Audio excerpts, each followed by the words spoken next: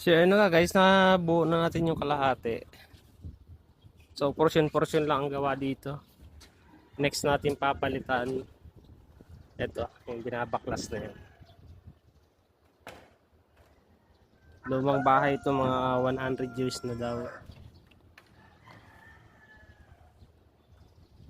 So tatlong steel truss lalagay natin dito sa gitna at sa dulo.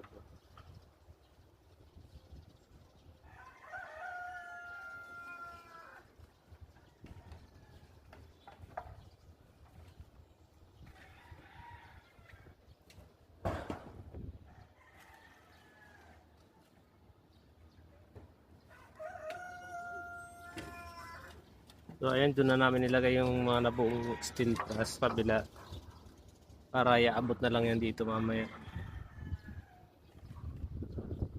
Hirap ng daanan dito, skinny ito.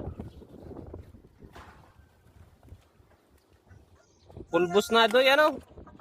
Pulbos na yung kahoy. Delikado na nga, oh. Alog-alog na.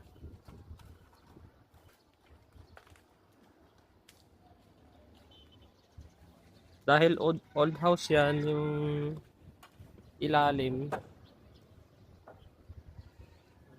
Planks din.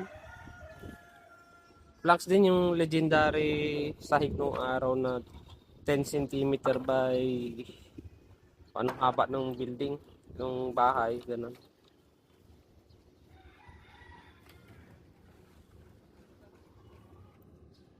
Pati yung pinaka-kisame nila o kahoy din.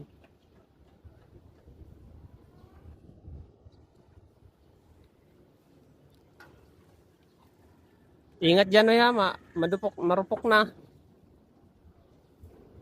Tsaka alas 10 na pala, merienda muna tayo.